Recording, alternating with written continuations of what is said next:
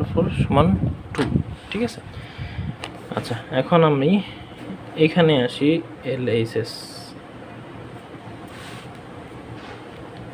LHS এ কী দেওয়া আছে, m⁴ plus 1/m⁴। এখন আমরা এটাকে চাইলে এইভাবে লিখতে পারি, কারণ এটাকে স্কোয়ার করলে আবার এমনই হয়, স্কোয়ার করলে আবার m⁴ হবে। তো চাইলে আমরা এইভাবে লিখতে পারি। এখন এইটাকে পুরোটাকে যদি আমি এ ধরি এবং এই পুরোটাকে যদি আমি বি ধরি, তাহলে দেখো এই স্কোয়ার প্লাস বি স্কোয়ারের সূত্রে পড়ে। তো এই স্কোয়ার প্লাস বি স্কোয়ার সূত্রকে আমরা আগে পড়ছি,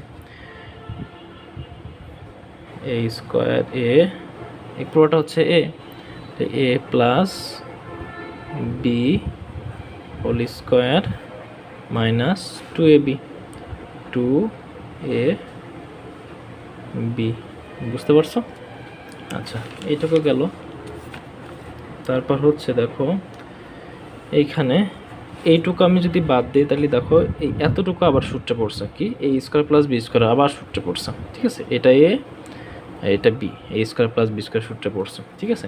তাহলে এটাকে আমরা এখানে এই এম স্কোয়ার, এখানে আবার এম স্কোয়ার কাটাকাটি যাই, তাহলে এখানে কি করব, এইটুকু এই মাঝের এইটুকুকে আবার সূত্রে ফেলবো, ঠিক আছে। তাহলে কি লিখবো, m plus 1/m whole square minus 2m 1/m।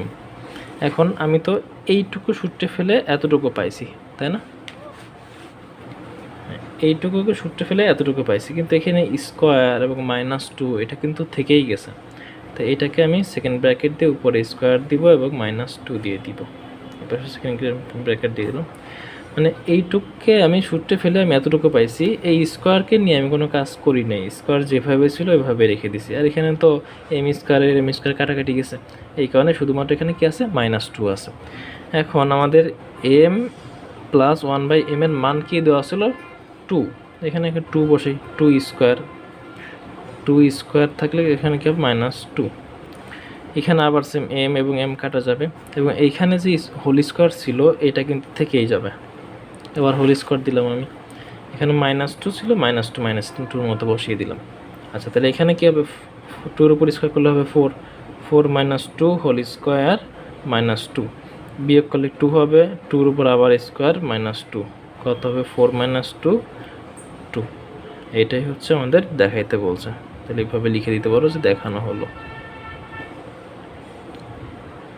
আশা করি বুঝতে পারছো, না বুঝলে আমাকে জিজ্ঞাসা করো।